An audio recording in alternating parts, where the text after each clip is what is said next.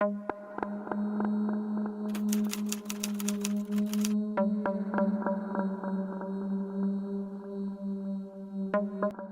November 6, 2014, Mexico City police officers found human remains. A part of the torso was found in a vacant lot near the exit from the city. A few days later, bags with arms and legs were found in different parts of the capital. The horrifying fact was the absence of fingers on the limbs. The police sounded the alarm. Apparently, a particularly violent criminal was at work in the region. Squads of officers were assembled and combed the streets. The main goal was to find the head and limbs of the unfortunate man and prevent further crimes. At that moment, everyone was sure that this case was the work of a brutal serial killer. The fingers and head were never found. However, thanks to the professional work of forensic experts, it was determined that the remains belonged to the same person. But due to the absence of fingers and teeth, it was impossible to find out who this person was. The story unfolds in North America. The main character, a resident of Mexico City, Alejandra Lafuente, a searing brunette with gorgeous hair and bright brown eyes, which further emphasized the thick black as tar lashes. She had an athletic, trim figure, which she tried to maintain by practicing fitness, yoga, and breathing exercises. Alejandra loved to take care of herself. She could often be found at a beauty salon, massage, or spa. In warm weather, she lounged on the beach doing scientific work. And on cloudy days, she could visit tanning salons. In general, we can say that the young woman loved herself very much and considered herself the standard of female attractiveness. Alejandra did not lag behind in terms of career. Her father is a doctor of sciences, a famous psychiatrist, Alberto da Fuente. He is a luminary of science, deals with such deviations of the psyche, such as schizophrenia and manic disorders. And he is famous not only for his scientific work, but also for his experiments on patients. For Alejandra, her father was an idol. Wanting to achieve the same success, she followed in his footsteps. To do so, she enrolled in the best university for psychiatry and graduated with honors. Her perseverance, resourcefulness, extraordinary intelligence, as well as her father's connections, helped her to write and defend her thesis on manic syndrome. However, in the future, psychiatry, Alejandra did not become engaged in psychiatry. She was attracted by the work of a psychotherapist. Thanks to her father's money, the young woman got a license and opened her office in a new business center in the heart of the capital. There was no shortage of clients, but she only saw women. Women with eating disorders, depression, relationship problems, and low self-esteem came for counseling. Alejandra helped to solve family problems, but as it often happens, her personal life left much to be desired. The young woman's first marriage broke up, but in the end, the couple had 2 children. 2 charming girls with Alejandra's eyes and her father's sense of humor. However, Alejandra was not discouraged. In her opinion, 2 children were no reason to give up on herself. She still dreamed of meeting her other half, a man who could also be a good father to her daughters. Sometime after the couple separated, the ex-husband, whose name is not disclosed, came home to Alejandra. It was a normal practice for the couple. The man would come on weekends to give time to his little girls and help his ex-wife with household chores if needed. However, the ex-husband had no idea that this visit would turn out to be his last. Alejandra asked him to enter the house through the backyard, reasoning that the lock on the front door was jammed. The man made his way into the house. Alejandra said that her youngest daughter was bathing right now and asked him to come into her bathroom. Suspecting nothing, the man went in there. There was a ringing silence in the house. There were no sounds, the usual cartoons, the laughter of children. The man went into the bathroom. There was tape on the floor, and there was no daughter in the filled bathtub. He began to realize that something was going wrong. Right at that second, his ex-wife stood behind him with a hammer and delivered a blow with all her might to his head, then another one. The man fell. Blood was pouring out of the gaping hole in his skull. Everything around him was covered in blood. As the experts later found out, the man had no chance to save himself. Death occurred almost instantly after the first blow with a heavy blunt object. The eldest daughter, who unexpectedly returned early from a friend, became an unwitting witness to this truly horrifying picture. The children often observed their parents' quarrels. Alejandra was determined to be mentally disturbed. She often took it out on her friends.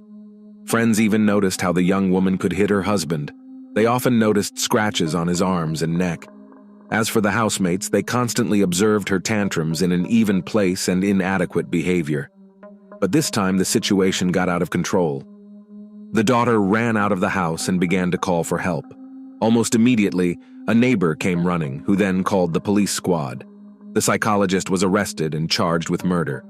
At the station, the young woman was placed in a cell, where she had to stay for a month until her first hearing. At the trial, Alejandra denied her guilt. Lawyers put forward a version of self-defense. According to them, the ex-husband was intensely jealous of Alejandra and made up that she was bringing men into the house, which could negatively affect the psyche of little girls. On the day of the crime, he showed up unplanned at his ex-wife's house, went through the back door, hoping to catch his wife with another man. Then he pounced on Alejandra, who was in the bathroom at the time trying to put together a nightstand. She then had to exert self-defense, in which she delivered 2 blows to the back of her ex-husband's head. On June 14, 2012, the sentence was handed down. Taking into account the evidence provided by the defense and the presence of 2 minor children, Alejandra was sentenced to 1 year and 4 months. Thanks to the coordinated work of lawyers and the money of his father, the term behind bars was replaced by a suspended sentence. A couple of months later, the appeal was filed again with a request to drop the charges. The argument was assault in self-defense. Human rights activists asked for a jury trial. They felt unbearably sorry for the poor woman who was presented at trial as a victim of domestic violence. As a result, the court reviewed the case and handed down an acquittal. After her release, the young woman proceeded to provide her psychological counseling as before. She created an image of a victim of gender inequality who fought for her rights like most women in North America and finally won. This created image made Alejandra even more popular to potential clients. Soon, María Alejandra met Alan Carrera Cuela, a large Mexican businessman, the son of Adrian Carrera Francis. He was a tall, handsome, and statuesque man. His father had previously been head of special services for the Central District and had achieved considerable success in his career. Soon, Alan expanded his business and created a whole chain of construction stores that began to open all over the country. Part of Alan's business was legalized, but the other part, which few people knew about, was closely connected with crime. By the way, it was for this reason that his father was removed from his position when one of his son's financial frauds was uncovered. In addition, Alan had a stake in a criminal group that was engaged in the transportation of psychotropic substances to the United States. Their base was located in a border town and was guarded by purchased police officers.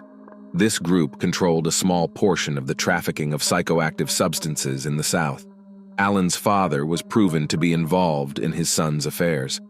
The police managed to get a statement out of him, so he was facing a 20-year prison sentence. But on July 18, 2000, Adrian Carrera was released early, thanks to the Witness Protection Program. Immediately after his release, he devoted all his time to his son and his legitimate business. The son grew up quickly, adopting his father's views and experiences. After graduating from college, Alan Carrera decided to follow in his father's footsteps and became an entrepreneur. He was very interested in the store of household appliances, which, despite his young years, he completely led himself. This business was not as large as his father's, but it brought good money. There were always a lot of women around him, but Alan from childhood was in love with a classmate, whom he took as his wife, smart, beautiful, from a good family. The marriage was short, but bright. Daddy had a beautiful daughter. However, a lot of work and almost total absence of Alan at home led this marriage to divorce. Alan was extremely hard to part with the woman he loved since high school. New novels did not bring pleasure, and loneliness and sadness led to the fact that the man began to drink. Gradually, this grew into a pernicious habit. In an attempt to cope with prolonged depression and love for alcohol, Alan tried many ways: books, AA circles, drips. Until one day, fate did not lead the man to a consultation with the famous psychiatrist Alberto, the father of María Alejandra. Alan's now ex-wife was also going through a difficult divorce. Alan was the only man in the young woman's life, and despite the separation, she could not allow anyone else to her. To somehow get rid of her loneliness, Alan's ex-wife also decided to visit a therapist. The psychiatrist, with whom Alan was rehabilitated, explained that he could not lead both spouses for ethical reasons, and therefore recommended the woman to turn to Alejandra. However, it is worth noting that he did not inform the clients that Alejandra was his daughter. Alejandra quickly realized that her patient's ex-husband could be a great match. He was said to be a pleasant man in the prime of life, and quite wealthy. Not thinking long, Alejandra asked her client to bring her ex-husband for another consultation. According to the therapist, she would be able to solve their problem in one session and break the strong bond between the former spouses. From the very first minutes of the steamy session, Alejandra began to put her plan to seduce the entrepreneur into action. The result did not wait long. Immediately after the session, Alan offered the therapist a cup of coffee to discuss family problems. For propriety, the young woman at first even refused to go on a date because it was contrary to medical ethics, but the date took place the same evening. Between them quite quickly spun an affair. Soon Alan's ex-wife found out about it. She was shocked. She even wanted to report the incident to the doctor's ethics committee, but she didn't. Alejandra was a very competent specialist and therefore was able to convince her client to let the situation go. After all, it says jealousy and unwillingness to let go of the former spouse, and so, according to the doctor, a happy future will not work. In the commission, Alan's ex-wife decided not to apply, but also with the sessions were over. Meanwhile, the relationship with the newly married couple developed quite rapidly. A few months after the first date, the young people decided to live together. After 2 more months, they decided to legalize their relationship. But Alan did not even suspect what skeletons in his closet hides his fiancée and what were the reasons for divorcing her ex-husband. In April 2014, Alan decided to visit his parents and flew to them for the weekend. It became a great occasion to talk about his beloved and the imminent wedding. Alan's parents were extremely surprised that they would find out such important things so late. They had never heard of Alejandra in their son's life before, which was very strange. A week after the meeting with the parents, the marriage was registered. Interestingly, Alejandra asked her husband not to call her friends and relatives. Invitations were not sent, the wedding was supposed to be modest, and the budget did not allow inviting everyone one would have liked. However, as it later turned out, the bride's father did attend the marriage ceremony. At first, the life of the young family seemed like a fairy tale. Young, happy with a huge number of plans and desires. But it did not last long. Alejandra could not hide her hysterical character. Approach the horrifying denouement of this story, but no one suspects it yet. The relationship between the newlyweds began to change dramatically. Alan was a rather secretive person, and with friends, details of personal life did not share. Therefore, about what was happening behind the closed doors of the couple, little was known. However, it was obvious that the former relationship gave a crack, and the couple no longer seemed so happy. After meeting Alejandra, Alan distanced himself from his family. The last straw was the wedding, to which parents were not invited. After that, they even stopped calling each other. Alan's remaining buddies began to notice that his spouse became more nervous, sometimes behaving inadequately and quickly losing her temper. After a couple of such incidents, Alan was very ashamed and decided to minimize joint meetings. Quarrels in the family occurred on a daily basis and almost always unfounded.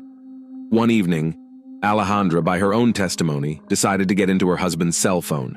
As is usually the case, correspondence with some women was discovered, with quite racy content. Of course, it was impossible to turn a blind eye to such things. According to Alejandra, this was the last straw. She reported in court that her husband beat her, insulted and humiliated her in every possible way. When cheating was also discovered, it was pointless to save this marriage. For unknown reasons, Alejandra did not apply traditional methods of psychotherapy and try to save the relationship. Having thought of her husband's cheating, the young woman decided to deal with Alan with a method already known to her. As soon as she made this decision, all her attention could be focused on creating the perfect murder plan.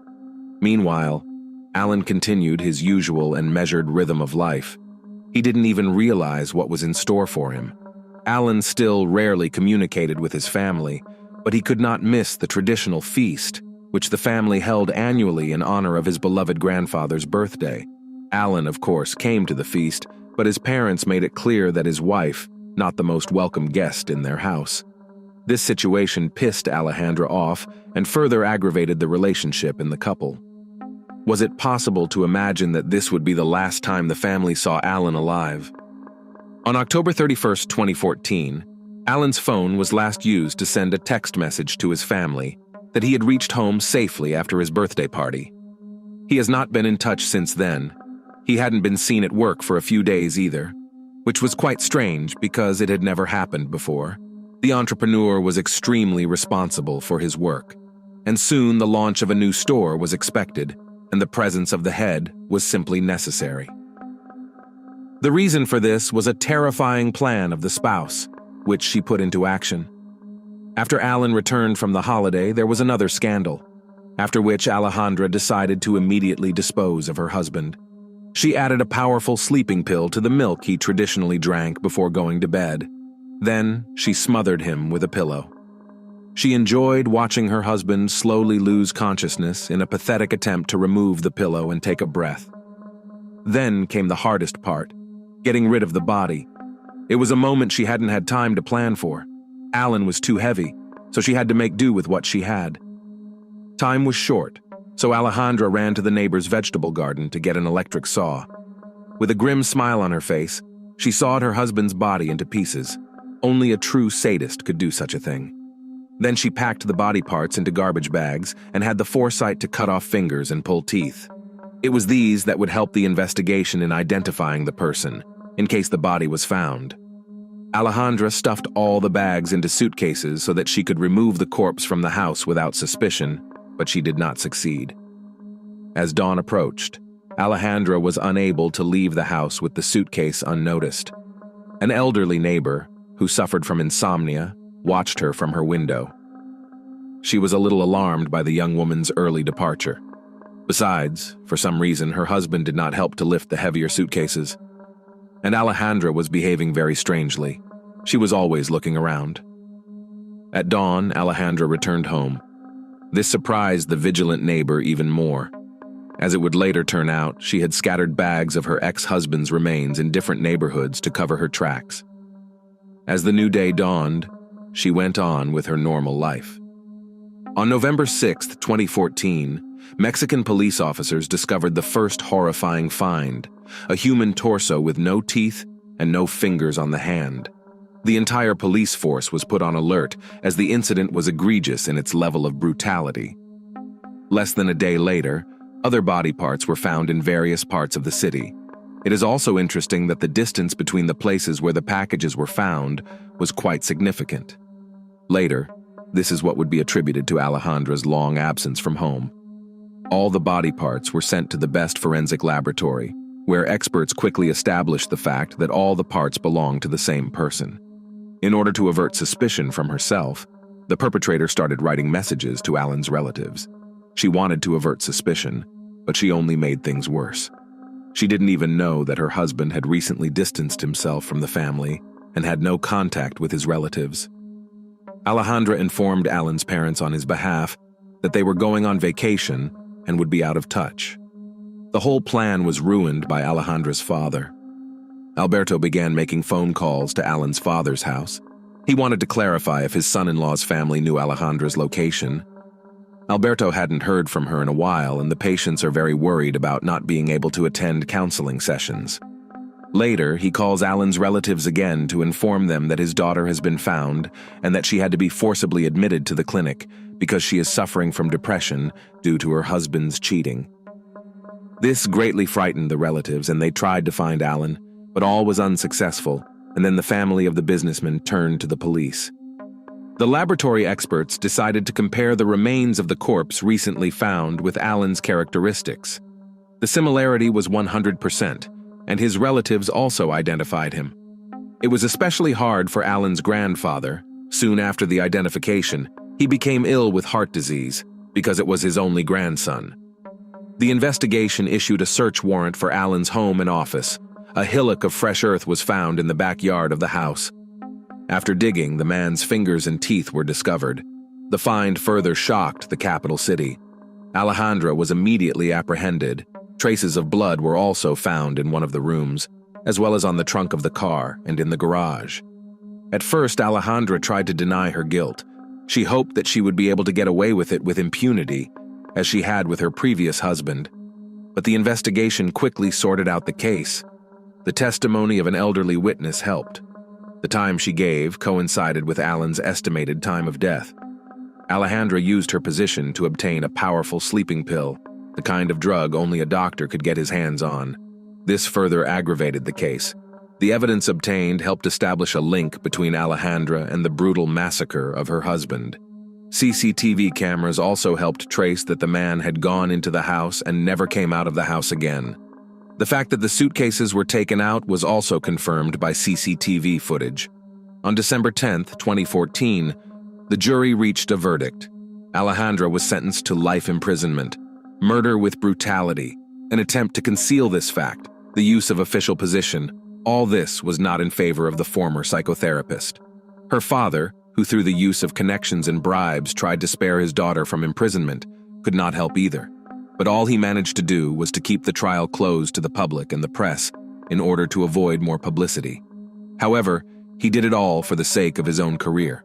Now hardly anyone else will turn to a specialist who raised such a ruthless monster and could not diagnose problems in time with his own daughter. The case of the death of Alejandra's first husband also came to mind at the trial. However, due to the passage of years, the evidence in this case was not found.